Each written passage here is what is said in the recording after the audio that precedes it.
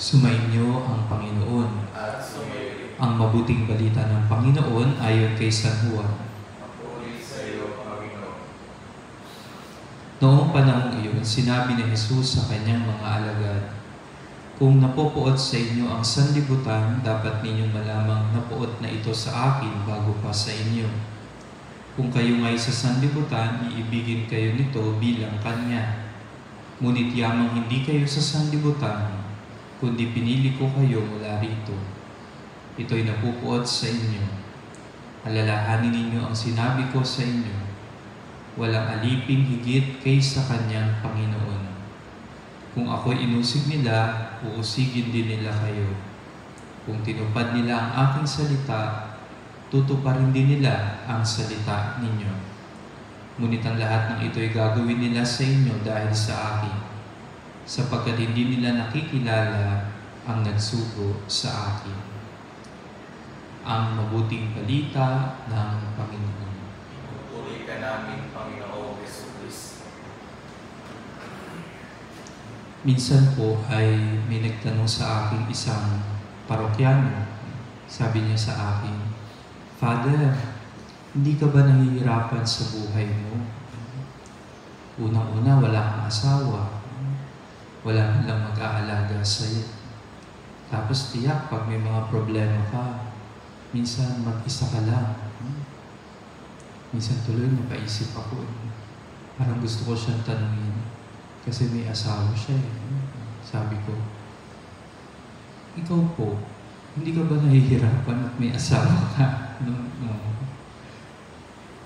Siguro po sa napakatagal na taon ng paghuhubog sa seminaryo, hindi naman itinago sa amin ng seminaryo ang katotohanan sa buhay na aming yayakapin pagdating ng panahon kung kami tawagin ng Diyos sa buhay pagpapari.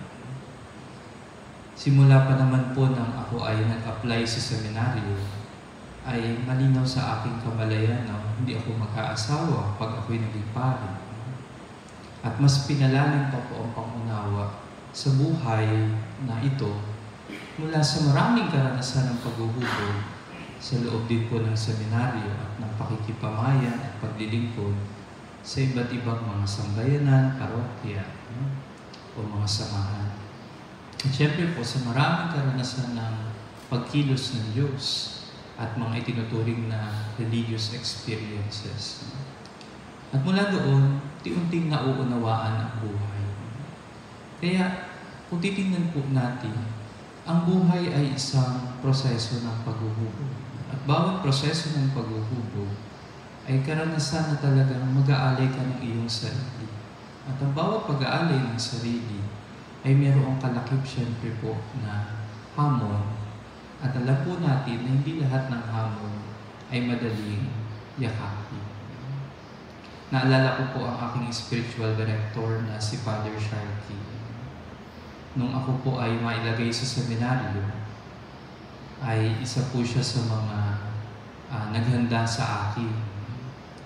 Sabi niya po sa akin, bago po siya mamatay, kasi po, bawat buwan napunta po ako sa kanya, lalo na po nung bago-bago pa akong formator ng Our Lady of the Pillar Seminary. So, nagpapagabay po ako sa kanya dahil talaga po kailangan po. May pag-amin po ako sa bahagi niyo. Isa po sa mga hindi ko malilimutan na sinabi sa akin ng aking spiritual director na si Father Sharky ay, sabi niya sa akin, "Randy, tatandaan mo na bagamat bago ang henerasyon na hinuhubog ninyo sa seminaryo, mga kabataan na may iba't iba na syempre mga pinagpapahalagahan sa buhay bago pumasok sa seminaryo. At nauunawaan ko na talagang kailangan maging creative lalo na sa larangan ng vocation promotion, sa pag-alalay sa kanila kahit ang approach sa seminary ay kailangan din mag-adjust. Pero lagi mong tatandaan," ito po sabi niya sa akin, "Huwag na huwag mong itatago sa kanilang kamalayan at kaisipan ang katotohanan ng krus ni Jesus." At dito po, sa ganitong klaseng mga nabanggit sa akin ni Father Sharkey, nauunawaan ko kung bakit kailangan na makita ng isang luhubog sa buhay pagpapari ang ganitong kaganapan sa pananampalataya at ang katotohanan na dapat yakapin ng isang nag-aalay ng sarili para kay Jesus. Na ang buhay ay laging nakaugnay sa pag-aalay ng sarili, sa sakripisyo, sa paglimot ng sarili. Di naman po tinago ni Jesus ang katotohanan ng paglilingkod sa Kanya at pagsunod sa Kanya. Malinaw naman pong sinasabi ni Jesus, ang sino mang naghahangad na sumunod sa akin, una, kailangan limutin niya ang kanyang sarili. At ikalawa, pasanin ang kanyang krus. Saka pa lang siya makakasunod sa akin. Ang paglimot po sa sarili, hindi po yun madali.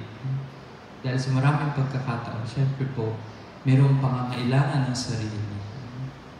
At talaga kung hindi po tayo magiging mapagkilatis at mapagnilay sa buhay natin, minsan o marami pang pagkakataon kapag tayo ay nadala ng paanyaya ng mundong ito, ang hinahangad ng ating sarili ay hindi naman magdudulot ng mabuti para sa atin.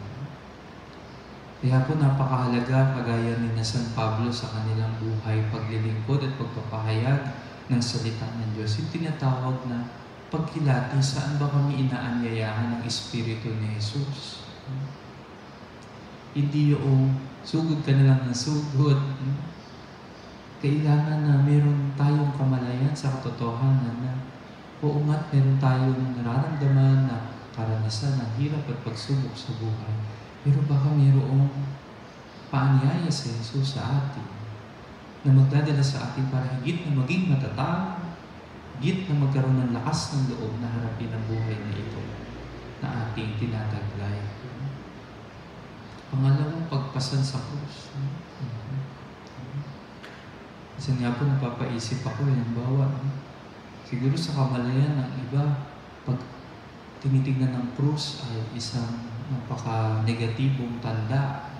Bakit? Kasi pag sinabing pasang krus, ibig sabihin, may bigat kang pinapasahan. May hirap kang nararanasan.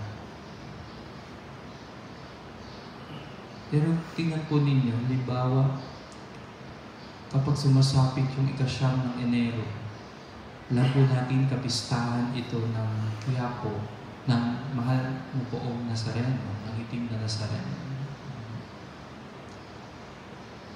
Ang dami-dami pong tao. Tapos, dahil gusto na makalapit sa poong Nazareno.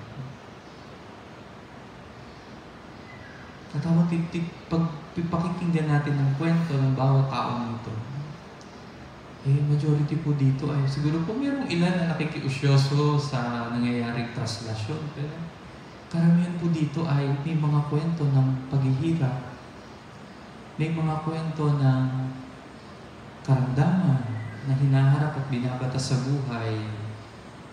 Karamihan po ng mga tao na nagpupunta ay may intensyon, hindi lang para sa sarili, kundi para sa pamilya.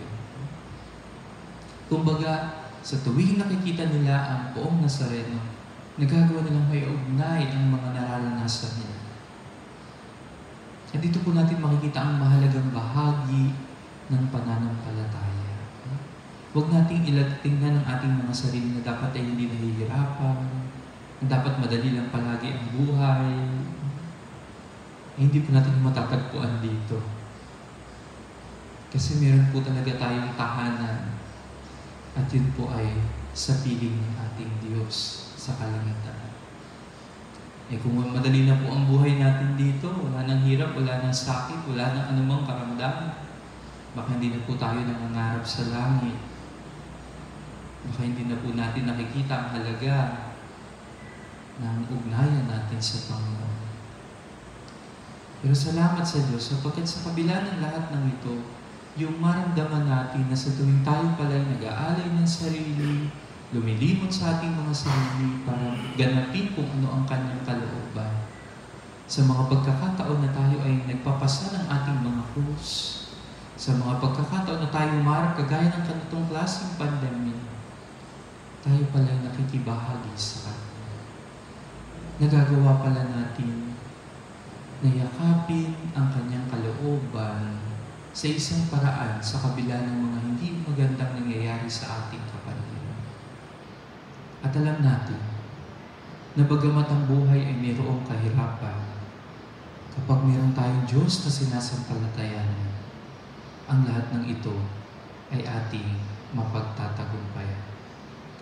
May itinuturo sa atin ang bawat sitwasyon, pero mayroon ding ipinag-aanyaya sa atin ang Panginoon. Amen.